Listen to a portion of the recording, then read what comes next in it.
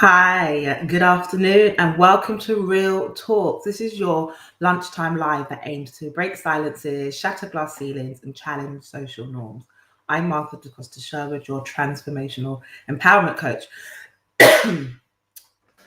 Today, we are going to be discussing why success without integrity is failure. So, integrity is about doing the right thing. So, all the time, and in all circumstances. Many of us talk about, being honest and being open, but often that it can be quite conditional. So this is about doing the right thing, saying the right thing, being honest and open all the time in all circumstances, and whether or not people are watching, particularly when no one's around. And it takes courage to do the right thing, no matter what the consequences. It really does. And we're going to talk about that. But it's important because building a reputation of integrity takes years. To trust someone and know that it takes years, but it actually takes a second to lose it. And it can be extremely difficult to get that back. So try to never allow yourself to do anything that will damage your integrity. Now, like I said, it takes courage.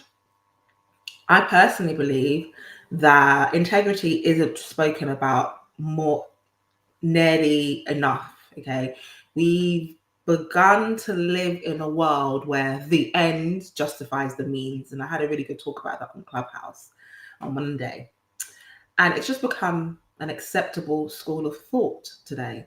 So, for instance, salespeople, overpromise to make monthly quotas, right? That's what they do. So when they're coming to you, speaking to you, they're overpromising in order so that you buy something so that they can meet a quota.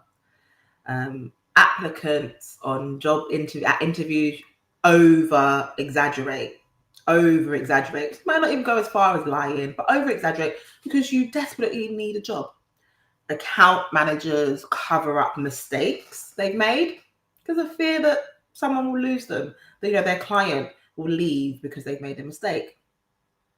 CEOs overstate their projected earnings because they don't want to be replaced, right? Football's probably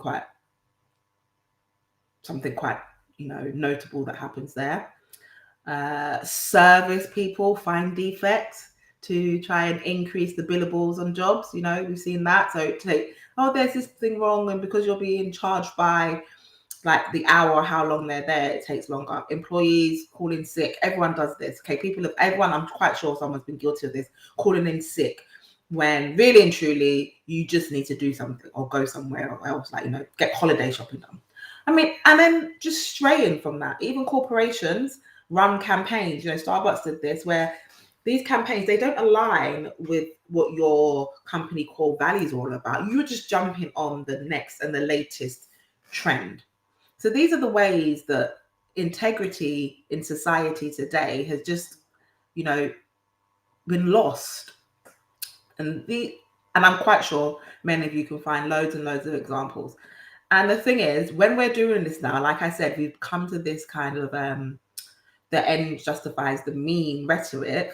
The people committing these acts will tell you that they have a perfectly valid reason why the end result that they're hoping for justified the lack of integrity in the journey getting there. But the truth is, that is far from the truth. That is what it is. And I'm going to really be hard here because in reality, people lack integrity because of fear, because a lack of belief, or simply because they don't want to face the consequences of their actions, or they don't want to do the necessary work.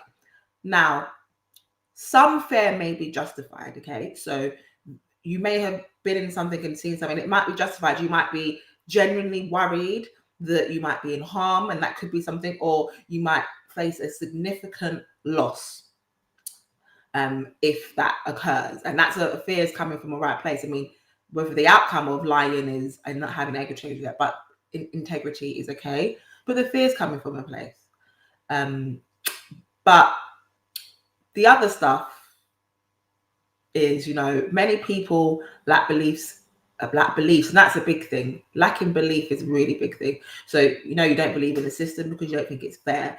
You lack beliefs that your organization is going to treat you well. You lack belief that you can trust and relate and count on other people, and mostly detrimentally is that you lack belief in yourself. And we're going to talk about that a bit more too. But some people, like I said, just lack accountability, be out here doing things and don't want to be held accountable, and are downright lazy. That is the truth. This kind of quick overnight success that we want, we don't want to put the work in. And so lacking accountability and being lazy, those 2 points, they're easy to address. Really just be sensible, take accountability for your actions, and put in the work. That definitely doesn't warrant any form of lacking integrity. However, fear and a belief, those things are a little bit more challenging. And to be fair, overall, I'm saying that none of these things are the end justify the means. However, there are reasons behind why we might do things. And some of those, I reckon, is more about us taking ownership directly, consciously, and making sure we do better. And some of them mean that we're going to have to work a little bit harder. And so that is definitely around the fear and the lack of belief state. And I'm going to say that often fear and lack of belief probably underpins people's lack of integrity, right? It often underpins all of that. So even those people who don't want to face the consequences, it's the fearful outcome of those bad consequences, right? Is the reason why. And the lack of belief probably is about maybe them believing the amount of work that they're going to have to put in order to get somewhere. And so I do think overall, fear and lack of belief is the overarching process that underlines quite a lot of things. And fear and lack of belief come hand in hand, because often we are fearful of things because there's an underlying belief of something, or even a lack of belief. So let me explain. So if I go back to the examples that I provided earlier around this, right? So a salesperson is over-promising in the name of making a monthly quota. So why did they do that? What was the reason that they did that? Well, the reason is that they probably feared that they would lose their job if they didn't meet that monthly quota. So I'm out here and I'm going on and I'm thinking, I need to make some sales. So by any means necessary, yeah, I'm going to make these sales, because you're fearful if you don't make those sales, you're going to lose your job. But on the other side of that as well, why did you need to lie? Why couldn't you just go out there and make those sales? You probably didn't believe that you had the capability, that salesperson had the capability of meeting those criteria honestly. So that you can see, this is where these two things often kind of play out together, hand in hand. Again, applicants exaggerating for at a job interview. Why? Again, the same thing. Fear of not getting the job, right? You're fearful. I'm desperate. I really need this job, and I'm fearful that I may not get it. But why do you feel the need to be dishonest or exaggerate to get the job? Again, it goes back to that idea is you probably don't believe that being honest, you have the capabilities to get that particular role. So again, fear and belief coming in to the reasons why we can end up lacking integrity. Account managers covering up mistakes, okay? Because you are fearful that the client's going to leave. So the fear is leading in that situation straight there. But the belief comes in because you probably don't believe that you have the ability, or in that you're going to be able to talk to that account person. Talk to your client and explain to them what happened, and they are going to stay. So you catch my point in all of these things. Fear and belief are a really big part of what's happening. And overall, in all of those fears and things, naturally, people are shying away from a negative outcome. Okay, so losing my job, being reprimanded, facing the consequences, and just putting in extra work. So we are shying away from those things, and the way we shy away from those things is by lacking integrity or just basically being dishonest.